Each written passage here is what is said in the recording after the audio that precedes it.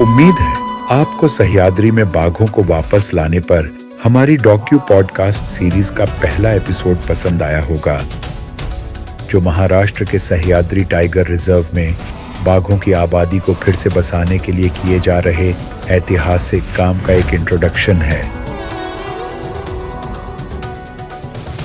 इस दूसरे एपिसोड में हम सह्याद्री टाइगर रिजर्व के फील्ड डायरेक्टर श्री तुषार चौहान के साथ अपनी बातचीत जारी रखेंगे, जो अपने पक्के इरादे, सही प्लानिंग और काम को करने के अनोखे स्टाइल से ऑपरेशन तारा को लीड कर रहे हैं। वह कंजर्वेशन में स्टेक होल्डर्स बनने के लिए अलग अलग लोगों और ऑर्गेनाइजेशंस को भी शामिल कर रहे हैं। आगे हम उन्हें सुनेंगे और प्यारे दर्शकों को महाराष्ट्र के सबसे ऊंचे टाइगर रिजर्व सह्याद्री में बाघ जैसे बड़े मांसाहारी जानवर को फिर से लाने के प्रोसेस के बारे में और भी दिखाएंगे।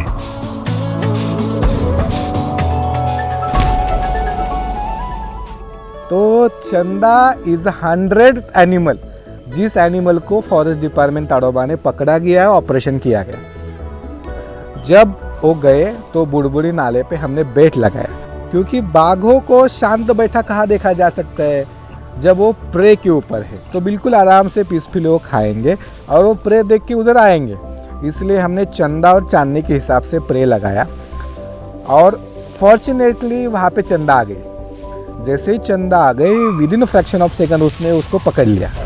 पकड़ने के बाद क्या करते हैं, बाघों का नेचर ऐसा है, जब वो किसी भी शाकाहारी प्राणी को पकड़ लेंगे तो उसको खींच के ले जाएंगे। खींच के ले जाना स्वाभाविक है, क्योंकि उनके पास और बाघ वहाँ पे रहते हैं और कार्निवरस एनिमल रहते हैं, वाइल्ड डॉग रहते हैं, लेपर्ड्स रहते हैं, हाइना रहते हैं। तो बाघिन ने उसको पकड़ लिया और सेफ लोकेशन पे ले जाना स्टार्ट कर लिया। लेकिन हमको ये आदत पता थी, तो हमने प्रे को बांध के रखा था, तो वो तुरंत उसको लेके उठा के ले जा नहीं सकती है। तो हमारा टीम गया, ताडोबा का एक्सलेंट टीम है, रैपिड रेस्क्यू का टीम है, आरआरटी है, तो वो लोग चले गए उधर और वहाँ पे अपना एक शूटर है, sharp shooter, he is arm police, और वो पुलिस डिपार्टमेंट से डिप्यूटेशन पे फॉरेस्ट डिपार्टमेंट पे है। तो मराठे जी ने उसको डांट किया। डांट का भी एक सही तरीका है, राइट फ्लैंक और लेफ्ट फ्लैंक, इस पे ही वो डांट कर सकता है। तो उसका निशान इतना सटीक था, क्योंकि वहाँ पे कैसे है, मसल्स मास ज़्यादा रहता है, तो डांट अंदर जाके लगता है और बाघ बेशुद्ध होके गिर जाएगा। डांट लगने के बाद पूरा ट्रैंकुलाइजेशन होने तक 20 मिनट का टाइम। तो 20 मिनट में बाघ कहाँ जा रहा है, उसको ध्यान रखने के लिए लोग वहाँ पे खड़े रहते हैं, देखते हैं कि वो कैसे जा रही है, कहाँ जा रही है। जैसे ही वो बेशुद्ध पड़ गई, उसके बाद डॉक्टर खोबरागड़े, उनका टीम मराठे, वो नज़दीक चले गए। हम और मैं इतने नज़दीक बैठे, उतने नज़दीक में जाने के बाद अचानक से बाघिन ने जंप कर दिया। इतना बड़ा जंप कर दिया कि 10 फुट तक वो उड़ गई और फिर वो पीछे नीचे गिर गई। क्या है, कोई भी एनिमल, वाइल्ड एनिमल है, वो जब तक पूरा डोज में नहीं जाता तब तक उसमें विगर है। फिर डॉक्टर ने उसको ट्रैंकुलाइजेशन की दवा दी, उसको ट्रैंकुलाइज कर लिया, उसके बाद सही प्रोसेस स्टार्ट होता है। क्योंकि ट्रैंकुलाइजेशन का जो डोज है वो उतना ही डोज होता है कि मात्र 20 से 25 मिनट डॉक्टर के पास है। उसको वहाँ स्ट्रेचर पे डाल दिया, उठा के एक सेफ लोकेशन पे ले गए। वहाँ पे जाने के बाद उसको राइट फ्लैंक, लेफ्ट फ्लैंक सब फोटोग्राफ लिया गया। जो हमने एनिमल निर्धारित किया है, निश्चित किया है, वही एनिमल है या नहीं वो पहले चेक किया। फिर उसका ब्लड सैंपल लिया गया, उसका कैनाइन का मेजरमेंट लिया गया, उसके पॉज का मेजरमेंट लिया गया, उसके नाखून तक मापे गए, उसका tail to nose, nose to hind leg का मेजरमेंट, सब मेजरमेंट लिया गया। कैनाइन का भी मेजरमेंट लिया गया। कैनाइन का मेजरमेंट है कि canine is a big hunting organ of tiger, तो उसका measurement is a data driven है कि कितना कैनाइन बिग है तो उतना बाइटिंग फोर्स ज़्यादा लगता है। फिर कैनाइन का देखा गया, बाकी दांत देखे गए, सब ठीक है, इंटैक्ट है, इन्फेक्शन नहीं है। पूरे बॉडी को चेक किया गया कहीं टाइगर फाइट में वुंड है क्या, जख्म है क्या। अगर जख्म है तो उसको एंटीसेप्टिक लगाना पड़ता है, हर चीज़ का ध्यान रखना पड़ता है। और उसका वजन ले गया, जब उसको नापा गया तो she was weighing around 125 kg। उसका मतलब क्या है कि एवरेज देखा जाए तो बहुत सुदृढ़ फिट बाघिन को हमने चुना है। उसको ले जाया गया और उसको केज में रखा गया। अब जैसे केज में रखते हैं एनिमल को, उसके बाद उसको दिया जाता है एंटीडोट। एंटीडोट देने के बाद 5 मिनट बाद फिर बाघिन को विगर आता है। जैसे वो डॉक्टर देखेंगे, कुछ समय तक उसको ऑब्जर्व करेंगे कि कुछ रिएक्शन हो रहा है क्या, मेडिसिन का कुछ हो रहा है क्या। उसके बाद हमारा जर्नी स्टार्ट हो गया ताडोबा से लेकर सह्याद्री तक। सबसे जरूरी बात यह है कि जानवर को एक जगह से दूसरी जगह सुरक्षित ले जाने के लिए बहुत कम स्पीड रखनी पड़ती है। इस मामले में टाइगर को ताडोबा से सह्याद्री ले जाना पड़ा, जो सड़क से 17 घंटे का सफर है। लेकिन टीम को 1000 किलोमीटर का यह सफर तय करने में 33 घंटे से ज्यादा लगते हैं, ताकि टाइगर आराम से रहे। मान के चलिए कि हमारा टीम ने निर्धारित किया था कि 30 घंटे से पहले 27 घंटे में उसको यहाँ लेके आना है। उसके लिए हमने शॉर्टेस्ट एंड लेस ट्रैफिक वाला रास्ता चूज़ किया था। लेकिन क्या है कि बाघ ट्रैवल कर रहा है तो हमें 40 से 60 स्पीड में ही ट्रैवल करना है, उससे ज़्यादा स्पीड ले जाना नहीं है, क्योंकि बम्पी रोड रहेगा, कहीं डाउन रहेगा। सपोज मान के चलो ढलान पे गाड़ी चल रही है तो बाघ भी तो उस तरफ मूव करेगा, अंदर के अंदर, तो उसको इंजरी ना हो, इसलिए हमने 20, 45, 55, 60 इतने ही स्पीड पे उसको लेके आए। तो पूरा ऑपरेशन सीक्रेसी में था। वहाँ से उसको लेके आए हमें 33 आवर्स लगा यहाँ लाने तक। एक्सप्रेसवे पर जरूरत पड़ते ही ट्रक इमरजेंसी सायरन और लाइट के साथ चलता है। इसके आगे एक पायलट गाड़ी और पीछे 2 और गाड़ी होती है, क्योंकि इसमें एक वीआईपी या बहुत महत्वपूर्ण रानी है जो अमूल्य है और जिसमें सह्याद्री टाइगर रिजर्व में बाघों की आबादी को फिर से बढ़ाने की क्षमता है। जब हम यहाँ पे लाए तो इट वॉज अ झील डार्क ऑफ सह्याद्री फॉरेस्ट, कुछ भी रोशनी नहीं था। लेकिन जबकि बाघिन को इतना देर ट्रैवल करके लाया था तो इमीडिएटली डॉक्टर का चेकअप हुआ। उसके बाद उसको हमने सॉफ्ट रिलीज में डाल दिया। आप समझ सकते हो कि बिहाइंड द सीन बहुत सोच समझ के ऑपरेशन करना पड़ता है। इस बीच काफी पहले सह्याद्री टाइगर रिजर्व के अंदर झील जलाशय के बहुत पास एक बाड़ा यानी एनक्लोजर बनाया गया है, जहां बाघिन को जंगल में छोड़ने से पहले सॉफ्ट रिलीज किया जाएगा। जैसे ही बाघिन वाली गाड़ी बाड़े के पास पहुंचती है, उसे रिलीज गेट के पास रोक दिया जाता है। पिंजरा सीधे बाड़े में खुलना चाहिए और पिंजरे का मुंह बाड़े के गेट तक लाया जाता है।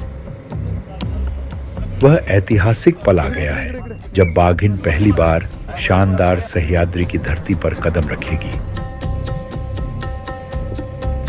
टीम और बाघ की सुरक्षा पक्का करने के बाद फील्ड डायरेक्टर गेट खोलते हैं।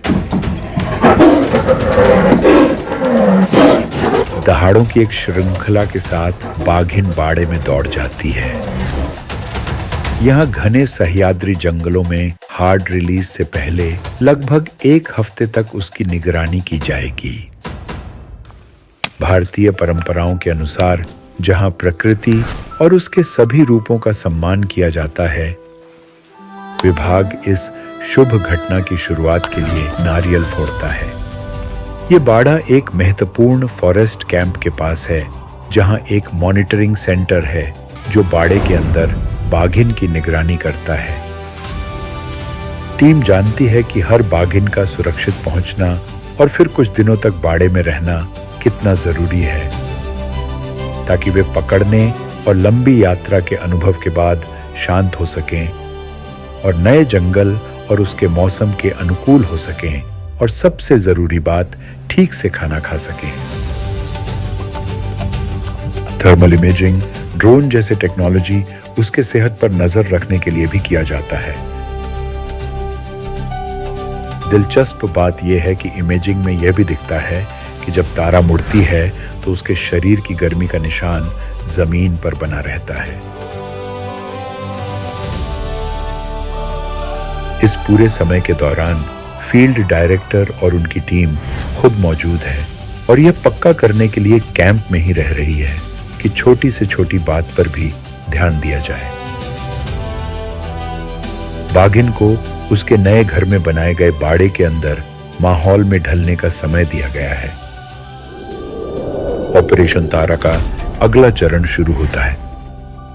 बाघिन का अपने समय पर बाड़े से बाहर निकलना, सह्याद्री की विशालता में जाना और फिर खुद शिकार करना, यह सबसे अहम हिस्सा है। इसके लिए विभाग ने पिछले दिन गेट खुले छोड़ दिए थे, लेकिन बाघिन बाहर नहीं निकली। आज दूसरा दिन है यह देखने के लिए कि वह बाड़े से बाहर आती है या नहीं। कैंप से निकलकर टीम बाड़े की ओर जा रही है। हम भी विभाग के साथ मिलकर बाघिन का बाहर आने का इंतजार कर रहे हैं। टीम ऑब्जर्वेशन व्हीकल की ओर बढ़ती है। मॉनिटरिंग और ऑब्जर्वेशन टीम छिपने की जगहों और लोकेशन पर बैठ गई है। फील्ड डायरेक्टर लोकेशन पर हैं और सीसीटीवी मॉनिटरिंग टीम के साथ कोऑर्डिनेट कर रहे हैं ताकि बाड़े के अंदर बाघिन की पोजीशन लॉक की जा सके, जिससे बाड़े का गेट सुरक्षित रूप से खोला जा सके। गेट खोल दिया गया है। हम सुबह 7 बजे से इंतजार कर रहे हैं।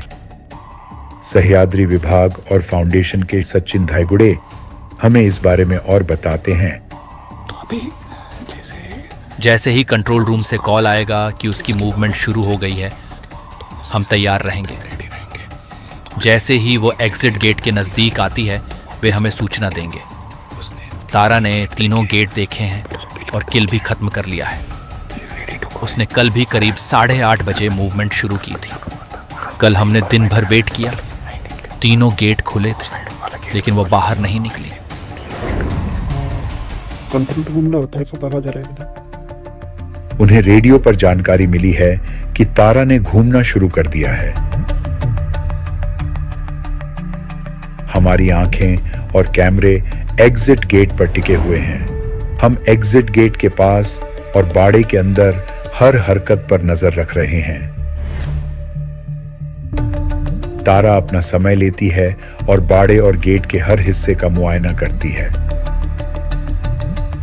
मैंने बाघों और उनके जीवन पर काफी फिल्मिंग और रिसर्च किया है और सह्याद्री टीम के साथ समय बिताने के बाद मैंने विभाग की संवेदनशीलता को देखा है कि बाघिन को तब तक बाड़े से बाहर जाने के लिए मजबूर नहीं किया जाता जब तक वह खुद वहां से निकलना न चाहे। लगभग 11 बज गए हैं। दिन गर्म हो गया है और तारा अपनी आरामदायक जगह पर बैठ जाती है, इस मकसद के लिए बनाए गए आर्टिफिशियल पानी के गड्ढे में। वह सुबह और दोपहर आराम से बिता सकती है। जैसे जैसे दिन ठंडा होता है, तारा के एक्टिव होने का समय हो जाता है और हम 2 कैमोफ्लेज्ड गाड़ियों में फॉरेस्ट टीम के साथ शामिल हो जाते हैं। बाघिन अभी भी बाड़े में है और उसकी मौजूदगी का एहसास न होने पर जंगली भैंसों का एक झुंड बाड़े के पास आ जाता है। इन भैंसों को गांव वाले तब छोड़ गए थे जब उनके गांव को टाइगर रिजर्व से बाहर शिफ्ट किया गया था। फिर गेट बंद कर दिया जाता है ताकि ये शाकाहारी जानवर अंदर न जा सके। कुछ देर तक वे आसपास रहते हैं और फिर चले जाते हैं। लेकिन देर शाम जब बाघिन को अपनी मर्जी से बाहर जाने देने के लिए गेट फिर से खोले जाते हैं तो कुछ भैंसें बाड़े में घुस जाती हैं।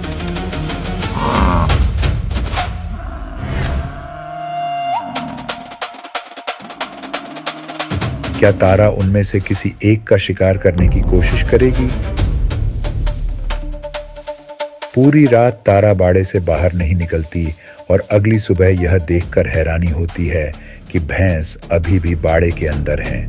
तारा भैंसों के पास जाती है, लेकिन शिकार करने की कोशिश करने के बजाय वह उनसे दूर चली जाती है।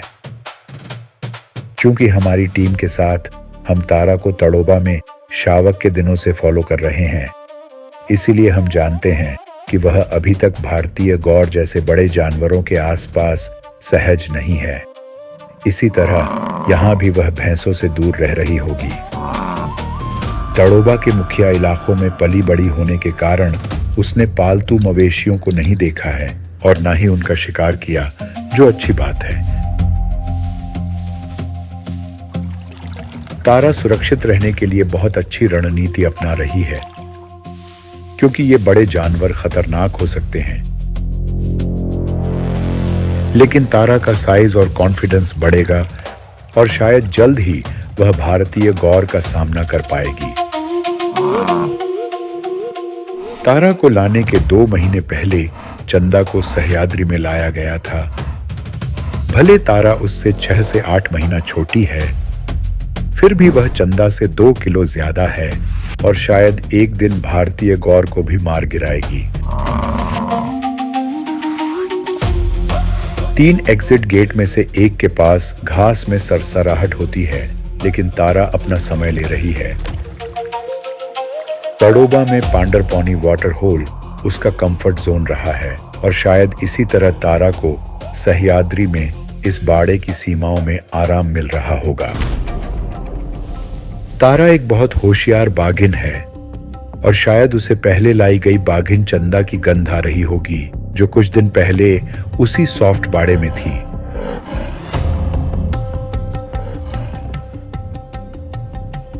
चंदा बाड़े में छोड़ी जाने वाली पहली बाघिन थी और असल में डिपार्टमेंट के बाड़े के गेट खोलने के बाद चंदा ने बाड़े से निकलने में ज्यादा समय नहीं लगाया, और वह भी दिन के उजाले में।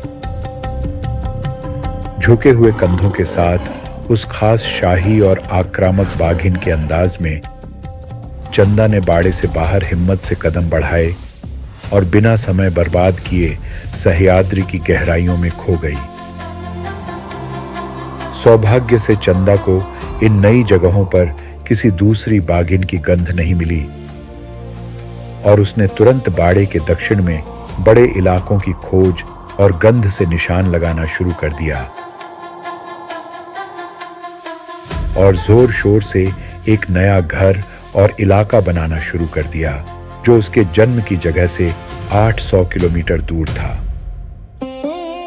वहीं दूसरी बाघिन तारा की बात करें तो वह निश्चित रूप से बाड़े से बाहर निकलने को लेकर जरूर सावधान है, इंसानों से सतर्क है और यह भी जानती है कि एक प्रभावी बाघिन पहले से ही इस इलाके में है। असल में उसी रात जब हम पास के कैंप में थे, चंदा सह्याद्री में अपने नए इलाके में पेट्रोलिंग करते हुए बाड़े के बाहर से गुजरी, जबकि तारा तब बाड़े के अंदर थी। चंदा इंक्लोजर के पास रुकी नहीं और उसने अपनी रात की गश्त जारी रखी और ढलानों से नीचे डैम की ओर चले गई। एरियल सर्वेलेंस से पता चलता है कि दूसरी बाघिन तारा अभी भी बाड़े के अंदर है, लेकिन वह किसी भी समय बाहर निकल सकती है। डिपार्टमेंट तारा को अपनी बेटी की तरह ट्रीट कर रहा है। वे उसके खाने पीने समेत हर चीज का ख्याल रख रहे हैं, ठीक वैसे ही जैसे उसे ताड़ोबा में आदत थी। लेकिन वन विभाग के लिए कड़ी मेहनत का अगला लेवल तब शुरू होगा जब बाघिन बाड़े से बाहर निकलेगी और टाइगर रिजर्व को एक्सप्लोर करेगी। जब तारा बाड़े से बाहर निकलेगी तो वह किस तरफ जाएगी? क्या रास्ते में उसका सामना चंदा से होगा? फिर वह सबको चौंका देती है और मगरमच्छों। तो जो सेकंड बाघिन लाएंगे, अगर वो भी इक्वली कॉम्पिटेंट है इसके साथ फाइट करने के लिए, तो क्या होगा? पहला चीज होगा उनका फाइट, कि जो बाघिन हम सेकंड ला रहे उसका एज थोड़ा सा कम होना चाहिए। मेल्स साउथ काली की तरफ से आए हैं और फीमेल्स सेंट्रल इंडिया। जो ताड़ोबा से हमने 2 फीमेल लाई है उनका भी ब्लड सैंपल लेके जीनोम का डाटा तैयार कर रहे हैं। सह्याद्री में फॉरेस्ट डिपार्टमेंट का काम कितना इंस्पायरिंग रहा है, इस पर जरूर कमेंट करें। उम्मीद है आपको दूसरा एपिसोड और यह डॉक्यू पॉडकास्ट सीरीज स्टाइल पसंद आया होगा। हमारे चैनल को लाइक, शेयर और सब्सक्राइब करें और हमें इंस्टा और एक्स पर भी फॉलो करें और सह्याद्री टाइगर रिजर्व और हमारी सीरीज के एंड क्रेडिट में बताए गए सभी कंट्रीब्यूटर्स के काम को फॉलो करें।